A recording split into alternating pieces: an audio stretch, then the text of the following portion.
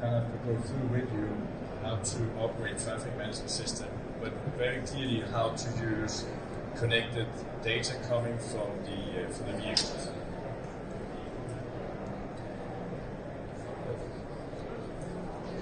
Here we go. So you all see this picture, you all know it, you all get it. Traffic is just the heartbeat of any city.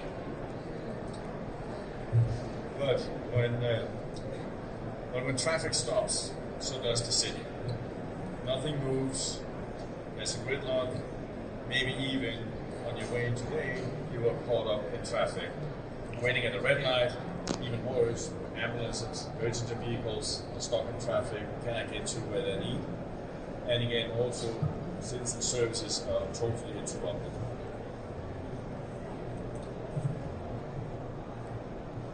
So if we look at this, so traffic congestion is affecting everyone. It's a road infrastructure, safety, it's increased wear of vehicles, it's increasing anxiety, stress, road rage. I think the picture up there is showing it clearly. I didn't want to meet that guy on the road for sure. And reduced productivity and financial losses. And again, also really bad, increases air pollution and carbon dioxide levels.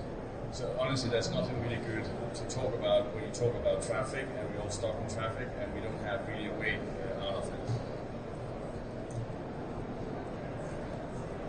So, what are the cities trying to do today to get into what we all call the smart cities? They're using data to solve these problems. We all know that. They're also collecting data from traditional sources. But the problem is that the majority is done with hardware, so such as cameras, road sensors. Also, sometimes you see people being hired, standing at corners and counting and collecting and writing all the traffic down what's going on. Yeah, so this is really how some of the most, you can say, smart cities today is collecting their data. So, do I really stand here saying that they're not trying to do enough? Do I really stand here saying that things can be done differently? Absolutely. I think if you look at what's available today, I think that most cities are doing a pretty good job. But again, the way it's done with all that hardware usage is super expensive, it's not very accurate, and it's very limited. But again, back to that with using data coming from the cars being connected, it's going to be much more efficient, and it's much cheaper, and it's scalable. So, we look at the mobility intelligence. So what is that really? So how I'm kind of describing is the synergy achieved from merging, and I think this is really important, many layers of different type of data, features, attributes, and with that you can do actionable insights.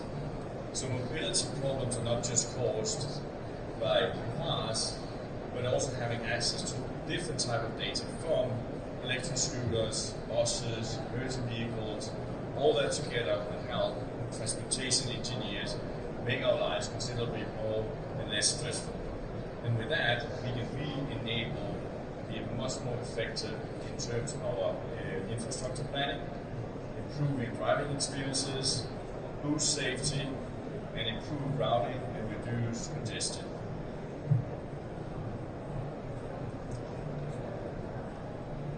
So again, to become a smarter city, in order to really become smart, we need all that variety of data and all different types of sources. And that data needs to be received in real time to make it smart and impactful. And having access to a variety of data types will help cities make it so much easier and helping the cities make much smarter decisions. So what you see on the next slide is a variety of a lot of different data which can be collected from the vehicles today. I'm not talking about something in 5 years from now. I'm not talking about something in 10 years from now. I'm talking what's happening today. And for every single day we ship new cars being shipped from the factories, it just increases. The volume goes up and we can collect a lot more data.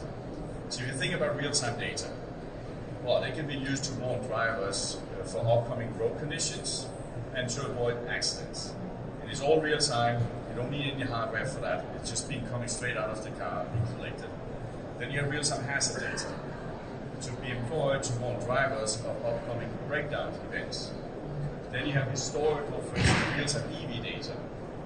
That can support EV charging sites, planning, optimization, and reduce range anxiety. Then you have real-time construction equipment. That data, for instance, can be used to ease up congestion and increase safety. Then you have the real-time road friction data. It can provide insights on the conditions of the road surface and to warn drivers of the status of the road ahead of you and required roadway work. And that is all happening today. So all that data we're getting into our backend, different attribution, different features, and then we try to group it together to different type of products. We can also mix it if you have different type of use cases. But all that is happening today. It's all coming in today. It's not about the future, it's about today. So again, if you look at these we say diversity is key to urban mobility. Having access to all that multi-layer data, that is what is really key, and it's very, very important. And that's what will help the cities making the right decisions, which hopefully can help make our lives a lot more easier, but also hopefully save lives for the future.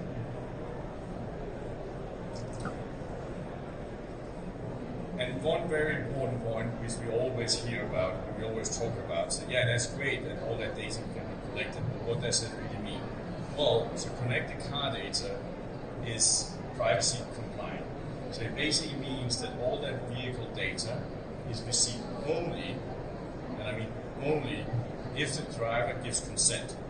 And it is compliant with all the different privacy regulations. So that's a guarantee we give to our customers and to the partners we're working closely with. And again, not to repeat, but again, it's totally hardware free. That means no upfront investment and ongoing logistic requirement. So that means for the cities and for everybody else who wants to use that type of data, it is just much more efficient, it's much faster, and it is a lot cheaper than what we're seeing being used today.